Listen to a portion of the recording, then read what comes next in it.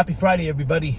I want to take a quick 6-7 minutes because I understand that when you're looking at a video, whether on Facebook or TikTok, whatever, our attention span's like 6 minutes. That's what they say the average person will look at.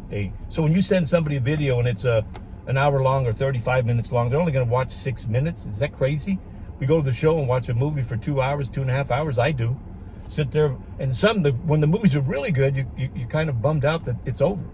When you walk out of the movie theater and there's life, back to reality. But I just want to talk about unconditional love. I want to talk about revival because it's going around a lot, especially in the end times. There are days where we start to see things that are kind of like, wow, what's up? A revival. A lot of Christians talk about revival. What is it? What is a revival? When you revive something, you bring it back to life or you bring it back to a certain state. What are we reviving?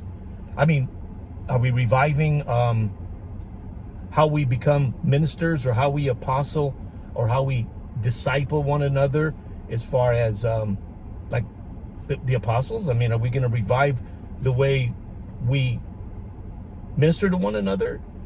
Go back to the apostle days? Because if we are, they were having the same problems we're having. They had legalism. They had false preachers, false teachers. They had snuck in and settled in. I mean, Paul many times talked about the false preachers and how he didn't want to be misrepresented as one of those. And the bottom line is, look, the thing that Paul and the apostles tried to get through our minds, but religion wants to keep focused on the sin nature. And we want to keep a balance between sin and grace. We can't be all into grace because prosperity gospel has done its job to make people kind of like, oh, that's not right. Grace, no, we're not entitled to anything. Okay. But we're promised a lot. There's a big difference. And so, you got ministers and preachers standing on the pulpit talking about a little bit about grace, a little bit about sin consciousness. You go to CR in any realm, and it's journaling all your sins and all your ugliness so that you can go around and tell everybody how sorry you are, which is good, repenting.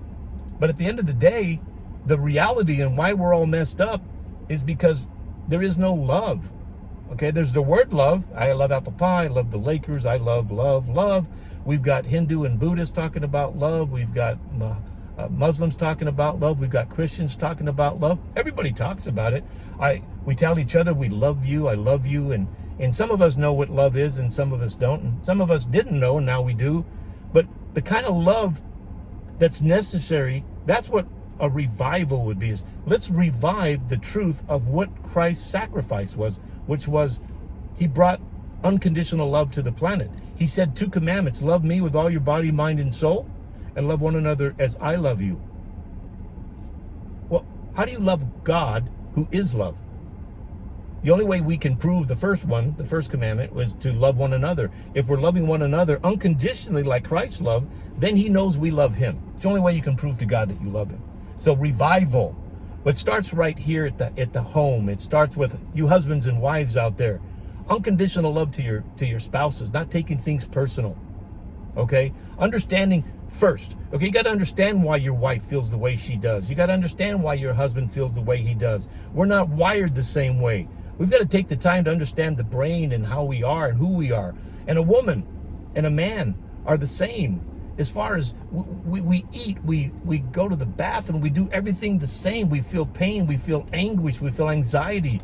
But men have been taught not to cry, not to do this, not to do that. And so we run around not trying to be full in love.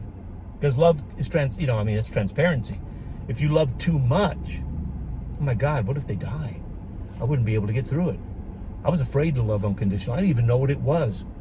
Okay? Unconditional love starts with understanding. Why is the person that you're upset with doing what they're doing? First, that's first. If you can have understanding, it doesn't mean you agree. It just means that you understand why.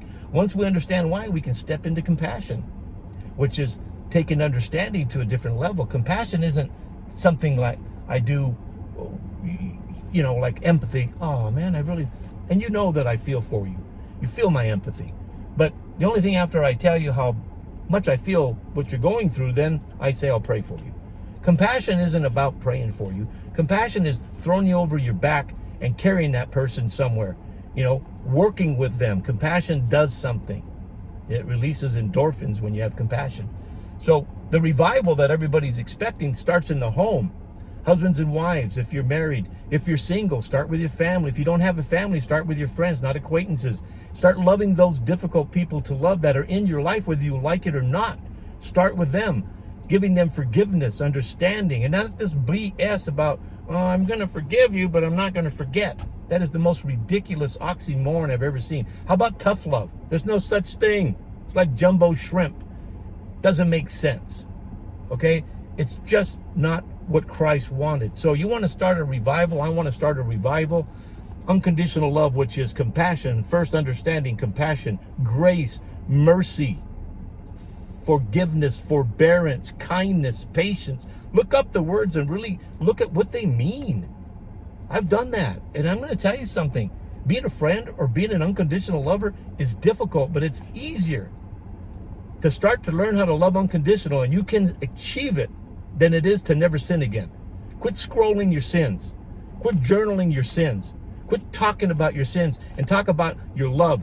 Talk about missing your love. I'm not brave enough. I'm not transparent enough to love you unconditional with no conditions. Look it up, study it, find out. That's the revival that we need, me included. Okay? And practice, practice, practice.